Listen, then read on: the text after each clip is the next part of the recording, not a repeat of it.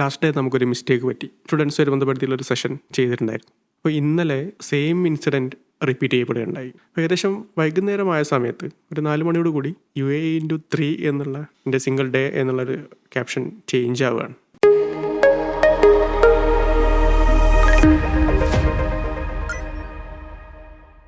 Last day നമുക്കൊരു mistake പറ്റി.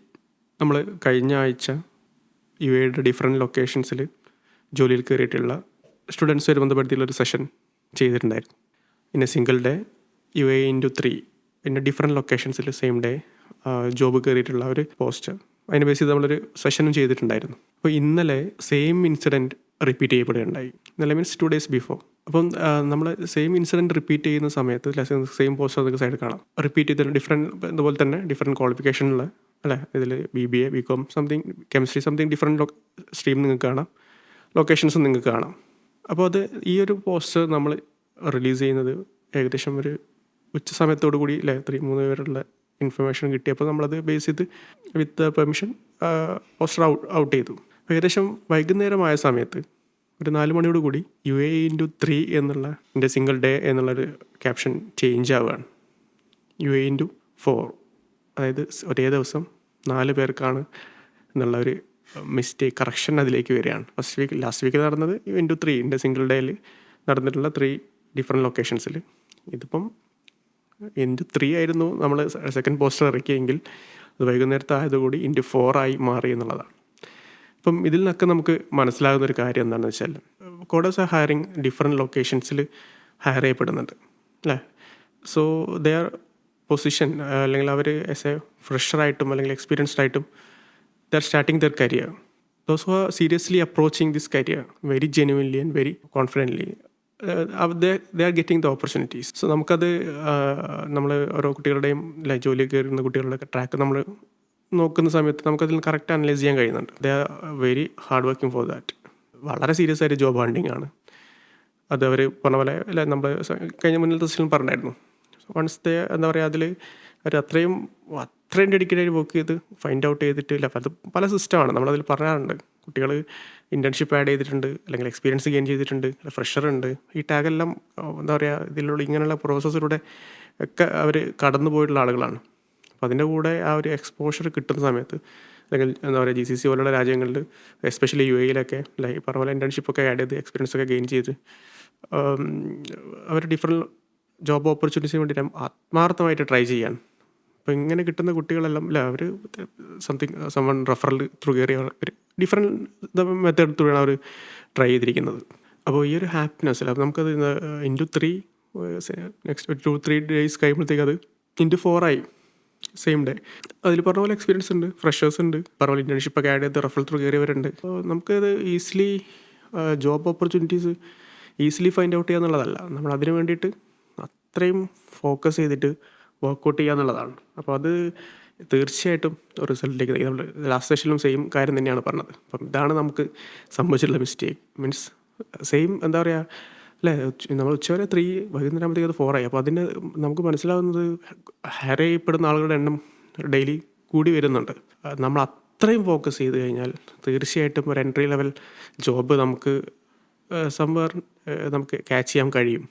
അപ്പോൾ അത് നിങ്ങൾ പറഞ്ഞ പോലുള്ളൊരു എന്താ പറയുക ഹൈലി ഡെഡിക്കേറ്റഡ് ആയിട്ട് അതിനെ ഫോക്കസ് ചെയ്തിട്ട് വർക്കൗട്ട് ചെയ്ത് കഴിഞ്ഞാൽ തീർച്ചയായിട്ടും റിസൾട്ടിലോട്ടേക്ക് എത്തിക്കാൻ കഴിയും. അപ്പോൾ അത് തന്നെയാണ് നമുക്ക് ഇങ്ങനെ ഇവരുടെ ട്രാക്ക് ഹിസ്റ്ററി എന്നും അല്ലെങ്കിൽ ഇവരുടെ ഒരു അപ്രോച്ച് ചെയ്തിട്ടുള്ള മെത്തേഡെന്നും ഇവർ പോയിട്ടുള്ള ആ ഒരു പാത്ത് എന്നൊക്കെ നമുക്ക് മനസ്സിലാവുന്നത്. ദേ ആർ വെരി എന്താ പറയുക അത്രയും ഫോക്കസ്ഡ് ആണ്. എന്താ പറയുക ജോബ് കിട്ടണം എന്നുള്ള ബാഡ്ലി നീഡ് ചെയ്യുന്ന എന്താ പറയുക അത്രയും അതിന് വേണ്ടിയിട്ട് വർക്കൗട്ട് ചെയ്യുന്നുണ്ട്. അപ്പോൾ അതിനനുസരിച്ചുള്ള റിസൾട്ട് അവർക്ക് വന്നു എന്നുള്ളതാണ്.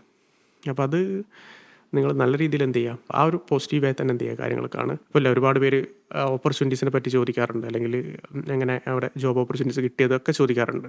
അപ്പം എന്താ നമുക്കവിടെ ജോബ് ഓപ്പർച്യൂണിറ്റീസ് ഫൈൻഡ് ഔട്ട് ചെയ്യാൻ അല്ലേ പല സോഴ്സസ് ആയിട്ട് അവർ യൂസ് ചെയ്യാറുണ്ട്. അവർ തന്നെ പറയാറുണ്ട് ഡിഫറെൻറ്റ് ജോബ് സൈറ്റുകളിലൂടെ അപ്ലൈ ചെയ്തിട്ടുണ്ട്, ഡയറക്റ്റ് അപ്രോച്ച് ചെയ്തിട്ടുണ്ട്. അതുപോലെയുള്ള ഈ പറഞ്ഞ റെഫറൽ സിസ്റ്റം ത്രൂ ആരെങ്കിലും സംതിങ് ഹസ്ബൻഡ് വിസ ത്രൂ ഒക്കെ റെഫർ ചെയ്ത് അങ്ങനെ കയറുന്ന ആളുകളുണ്ട്.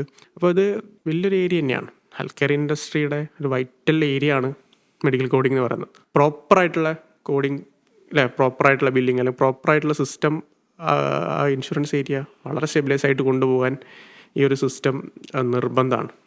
അപ്പം നമുക്ക് ശരിക്കും പറയുകയാണെങ്കിൽ മെഡിക്കൽ കോളേജിന് അത്രയും അല്ലേ നമ്മൾ ലെവലിലോട്ടേക്ക് എത്തിക്കഴിഞ്ഞാൽ തീർച്ചയായിട്ടും അല്ല നമ്മൾ പറയാറുണ്ട് ബേസിക്കായിട്ട് കുറച്ച് സ്കിൽസ് മെഡിക്കൽ കോളേജിനുണ്ട് എന്നുള്ളത്, അല്ലെങ്കിൽ സ്കിൽസിന് നേടേണ്ടതുണ്ട് എന്നുള്ളത്. അപ്പോൾ അത് നേടിക്കഴിഞ്ഞാൽ ശരിക്കും പറയുകയാണെങ്കിൽ അതിൽ ഒരുപാട് പൊട്ടൻഷ്യൽ ഔട്ട്പുട്ട് നമുക്ക് കിട്ടും. അതിപ്പോൾ എന്താ വെച്ചാൽ അല്ലെ ബേസിക് ഫ്രം ദി എന്താ പറയുക അറ്റൻഷൻ എന്താ പറയുക സംതിങ് ലേൺ ചെയ്യുന്നത് മുതൽ കമ്മ്യൂണിക്കേഷൻ പാർട്ട് എല്ലാ പാർട്ടും മുതൽ കൂടെ കടന്നു പോകുന്നുണ്ട്. അപ്പോൾ അത് നമുക്ക് ഡീറ്റെയിൽ ആയിട്ട് വേറെ സെഷനിൽ ഡിസ്കസ് ചെയ്യേണ്ട പാർട്ട് തന്നെയാണ് സ്കിൽസ് ബേസ്ഡ് ആയിട്ടുള്ളത്. അപ്പം ഈ ഒരു ഏരിയ എന്ന് പറയുന്നത് UAE പോലെയുള്ള രാജ്യങ്ങളിൽ നമുക്ക് കിട്ടുന്നൊരു എൻട്രി ഓപ്പർച്യൂണിറ്റി അല്ലേ. അപ്പോൾ അതിൽ ഇപ്പം സംതിങ് എന്താ പറയുക ചിലപ്പോൾ ഫ്രഷർ ടാഗ് തന്നെ ചിലപ്പോൾ സാലറി കമ്പാരിറ്റീവ്ലി ചിലപ്പോൾ കുറവായിരിക്കാം അല്ലേ, ചിലപ്പോൾ എക്സ്പീരിയൻസ് ഉള്ള ആളുകൾ അത്ര ഉണ്ടാവില്ല, പല ഇതുണ്ടാവും. ബട്ട് ഒരു ഓപ്പർച്യൂണിറ്റി ഫൈൻഡ് ഔട്ട് ചെയ്യുക എന്നുള്ളത് എസ്പെഷ്യലി നമുക്കറിയാം നമ്മളതൊരു ഷോർട്ട് ടേം കോഴ്സാണ്. 3 മന്ത് കോഴ്സിൽ നമ്മൾ സ്പെൻഡ് ചെയ്തിട്ട് നമുക്ക് ഒരുപാട് ഏരിയയിൽ വർക്ക് ചെയ്യാനുണ്ട്. 3 മന്ത് കോഴ്സിലൂടെ നമുക്ക് ഹെൽത്ത് കെയർ IT സെക്ടറിൻ്റെ ഒരുപാട് സെക്ടറിൽ വർക്ക് ചെയ്യാൻ പറ്റും അല്ലേ. നമ്മൾ മുന്നേ ഒക്കെ സെക്ഷനിൽ പറയാറുണ്ട് ഇൻഷുറൻസ് ബേസ് ചെയ്തിട്ടുള്ള ഒരുപാട് ഏരിയകളുണ്ട്. അപ്പോൾ ആ ഏരിയയിലൊക്കെ എന്താ പറയുക ഫ്രഷർ ടാഗ് മറികടന്ന് തന്നെ നമുക്ക് ജോബ് കിട്ടുന്ന ഒരു ഓപ്പർച്യൂണിറ്റി എന്നുള്ളത് വസ്തുത തന്നെയാണ്.